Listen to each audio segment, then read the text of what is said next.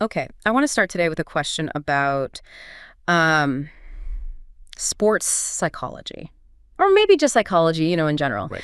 When you see an athlete who has just everything going for them, I'm talking raw talent, speed, power, they're right there, seconds away from winning. Sure. The absolute pivotal moment. Exactly. But instead of crossing the finish line, they do something just completely baffling. They don't just choke. They actively sabotage themselves. Right. And I don't mean they trip. I mean, imagine a sprinter running the 100-meter dash. He looks over at the guy in the next lane and just decides, you know what? I think I'm going to bite him. It sounds completely ridiculous when you put it that way. Yeah. Yeah, like something out of a cartoon.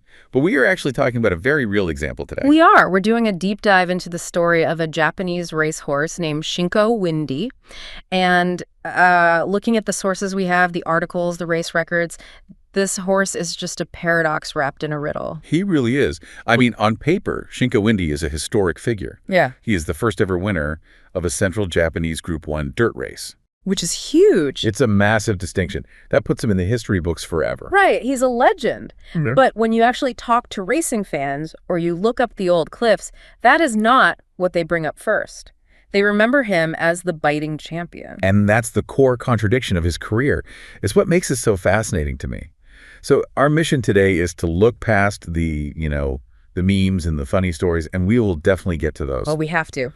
But we need to understand the animal behind them, because the sources describe him as earnest to a fault. Which is such a strange way to describe a horse that tries to eat his opponents.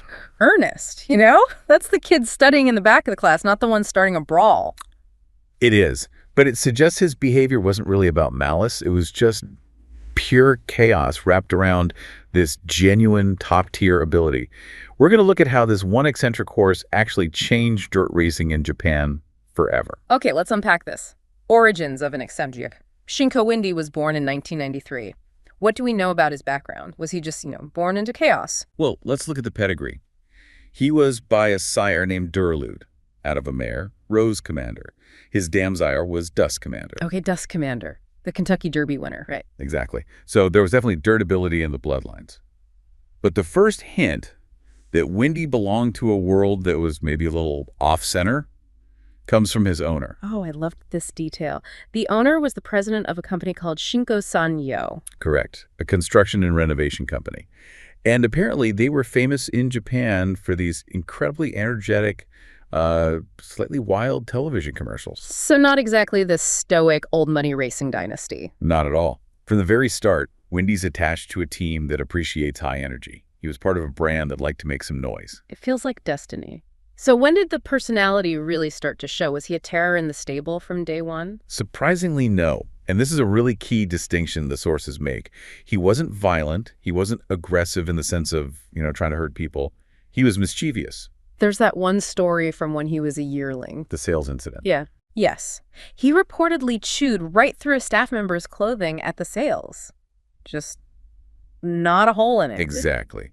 And if you know horses, that's not really an attack. That's curiosity. That's a young horse testing the world with his mouth. It was an early hint that, he was interested in something. He was probably going to try and nip it. Which is cute when you're a yearling. A lot less cute when you're a 1,000-pound animal running 40 miles an hour. Precisely. Yes. So he enters his racing career. He debuts in January of his 3-year-old season. And right away, another pattern emerges. He wins his debut race on dirt. Great start. Then his connections try him on turf. Which is standard in Japan, right? Turf is king. It is. Especially back then, all the prestige, the classic races, the big money, it was all on grass. Dirt was almost seen as a secondary category. So they try him on turf, and he just fails miserably. So it was obvious pretty quick. Oh, yeah. 3 straight losses. It was clear as day grass was not his thing. It all comes down to biomechanics. Turf runners sort of glide over the surface. Dirt, especially the deep sand they have in Japan, requires raw power. You have to dig in. Like running on a beach versus a track. Perfect analogy. Windy was a power runner, so they put him back on dirt, and he immediately crushes his rivals. So this set his path. He was a dirt specialist in a culture that really prioritized turf. He was an outsider from the start. So he's an outsider on 2 fronts. Dirt horse in a turf world, and a mischievous eccentric in a sport that values discipline. That's a great way to put it. And that perfectly sets the stage for the incident that made him famous. the Tateyama Tokubetsu. This is where it gets really good. I watched the replay prepping for this, and I still can't quite believe it's real. It's one of those things you have to see. So he's moving up in class, he's running well, he pulls alongside a horse named Daiwa Ocean near the finish. He has all the momentum. He is going to win this race. Easily. He's got the speed, the position, he just needs to run in a straight line. And then, just as he's about to pass Daiwa Ocean, Shinko Windy turns his head and tries to bite him. No. In the middle of the race. At full speed. He completely sacrifices his forward momentum to try and take a chunk out of his rival. And because of that, he finishes second. He lost a race he absolutely should have won because he got hungry. Literally. The reaction must have been just insane. You bet on a horse to run, not to, eat the competition. He became an overnight sensation. A cult hero. Fans love a character, right? But for his trainers, it had to be a nightmare. You've got this incredible talent who's actively sabotaging himself. And it wasn't a one-off, was it? This became his thing. It became the Shinko Windy special. He moves into his 4-year-old season, aiming for the Dirt Triple Crown series. First up is the Unicorn Stakes. A Group 3 race, so a big deal. Huge. He finishes second behind a horse named Battle Line. But, and get this, Battle Line gets demoted for interference. So Windy is awarded the win.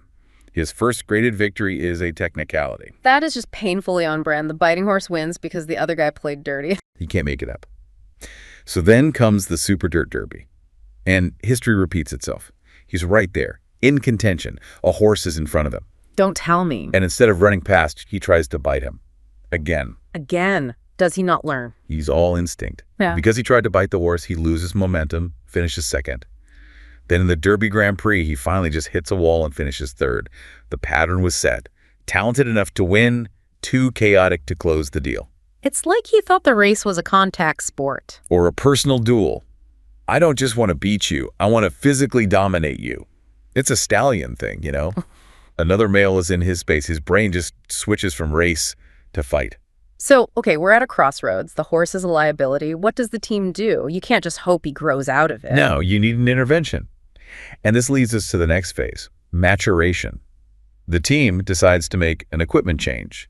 They introduce blinkers. Explain what blinkers actually do. We use the phrase all the time, but physically, what are they? It's basically a hood with cups around the eyes. It limits the horse's peripheral vision. It forces them to look forward. The idea is simple. If you can't see the horse next to you as clearly, maybe you won't get the urge to bite him. Artificial focus. Did it work? It worked wonders. In the high-end stakes, a Group 3, Windy ran differently. He didn't turn his head. He focused on the finish line, produced this powerful late run. And the result was incredible. A dead heat for first place. A dead heat. That's so rare. Very rare. But more importantly, he didn't bite. He ran straight. It was this signal that Shinko Windy had finally maybe grown up. And the timing couldn't have been better because there was something massive happening in Japanese racing right then. Exactly. The JRA, the Japan Racing Association, had just elevated the February stakes to Group 1 status. The Super Bowl of dirt racing. It's the first time a central dirt race got that top-tier classification. This was a historic moment. The winner wouldn't just be a champion, they'd be the first champion of this new era. So the stage is set. The reformed bad boy, Shinko Windy, is entering this historic race. What were the conditions like? Grim. Pouring rain. The track was a total mess-deep, sloppy mud. The kind of track that tests a horse's heart. And in the final stretch, it comes down to a duel. It does. Windy locks horns with a horse named Stone Stepper. They are side by side. The exact scenario that usually triggers the chomp. I can only imagine the jockey, Yukio Okabe. He's a legend. He must have been holding his breath. Everyone was. The fans, the commentators. Yeah. They were all just waiting for Windy to do something unthinkable. To relapse. The tension must have been just palpable. You're watching history, but you're also watching a ticking time bomb. But this time, he didn't do it. He didn't bite. No biting, no tricks, the blinkers, the maturity, the moment, it all just clicked. He channeled all that fighting spirit, all that chaos, and just pointed it forward. He surged ahead of Stone Stepper. And he won. He won. Shinko Windy became the first central Japanese dirt Group 1 champion in history. That's an incredible arc. The horse that used to eat his rivals finally just outran them. It's a perfect story.